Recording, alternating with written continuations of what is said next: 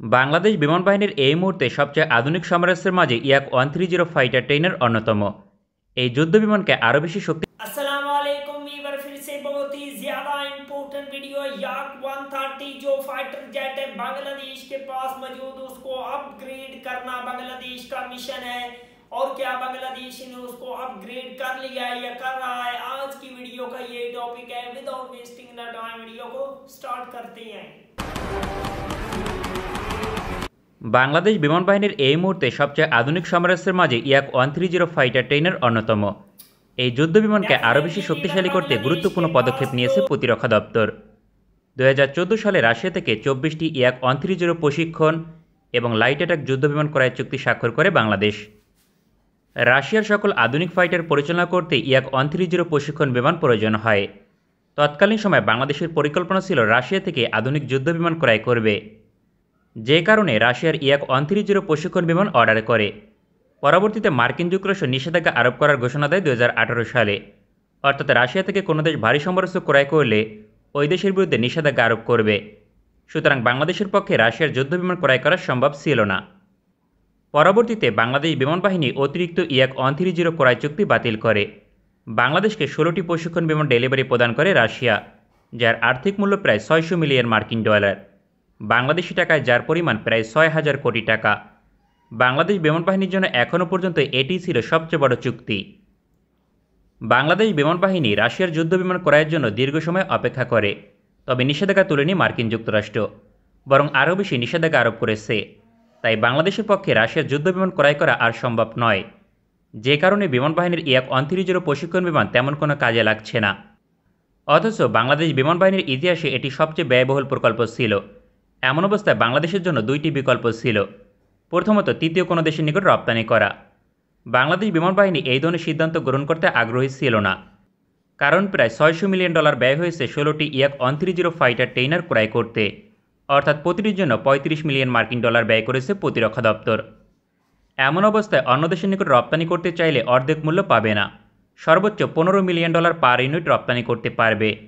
তাছাড়া বাংলাদেশ বিমান বাহিনীর নিকট 14টি ইয়াক-130 অ্যাক্টিভ রয়েছে, কারণ 2টি প্রশিক্ষণ বিমান বিধ্বস্ত হয়েছে।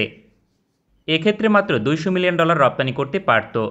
বাংলাদেশ বিমান বাহিনীর অবস্থান থেকে এটি বড় ধরনের ক্ষতি, তাই তৃতীয় কোনো দেশের নিকট রপ্তানি করার সিদ্ধান্ত গ্রহণ করেনি। বাংলাদেশ প্রতিরক্ষা দপ্তর তাই কৌশলগত পদক্ষেপ গ্রহণ করেছে। আপনাদেরকে এ বিষয়ে প্রায় 1 বছর পূর্বে বলেছিলাম।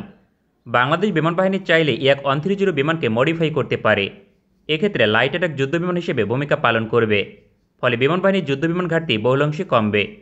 বাংলাদেশ প্রতিরক্ষা দপ্তর 20 অক্টোবর 2022 সালে এ বিষয়ে টেন্ডার দিয়েছে, যার আওতাধীন সকল ইয়াক-130 বিমানকে মডিফাই করবে। রাশিয়া থেকে এজন্য ক্রয় করবে একাধিক সরঞ্জাম এবং সমরাস্ত্র। বিমান বাহিনীর জন্য কাউন্টার মেজর পড ক্রয়ের টেন্ডার দিয়েছে। এক্ষেত্রে রাশিয়ার ইয়াক-130 বিমানে যুক্ত করবে। ইলেকট্রনিক কাউন্টার মেজর পড যুদ্ধকালীন সময় গুরুত্বপূর্ণ ভূমিকা পালন করে। প্রতিপক্ষের ভূখণ্ডে হামলা করতে এই সিস্টেম অবশ্যই যুদ্ধবিমানে থাকা বাঞ্ছনীয়। শত্রুর যুদ্ধবিমান মিসাইল ফায়ার করলে তাকে ধোঁকা দিয়ে পালিয়ে যেতে সহযোগিতা করে এই সিস্টেম। বর্তমানে পৃথিবীর অনেক দেশের টেন্ডারে লাইট অ্যাটাক যুদ্ধবিমান হিসেবে অংশগ্রহণ করে রাশিয়ার ইয়াক-130 বিমান। সেক্ষেত্রে বাংলাদেশ মডিফাই করে আদর্শ লাইট অ্যাটাক যুদ্ধবিমান হিসেবে রূপান্তর করবে, যে কারণে ইলেকট্রনিক কাউন্টার মেজর পড ক্রয়ের টেন্ডার দিয়েছে প্রতিরক্ষা দপ্তর। আগামী 2023 সালের মাঝে এই সিস্টেম যুক্ত হবে। বাংলাদেশ বিমান বাহিনী সকল দিক থেকে ইয়াক-130 ফাইটারকে আপগ্রেড করার সিদ্ধান্ত নিয়েছে। এজন্য রকেট পড ক্রয়ের টেন্ডার দিয়েছে 20 অক্টোবর 2022 সালে। রাশিয়ার ইয়াক-130 বিমান 2টি রকেট পড বহন করতে সক্ষম। প্রতিটি রকেট পড 80 মিলিমিটারে 18টি করে রকেট বহন করে।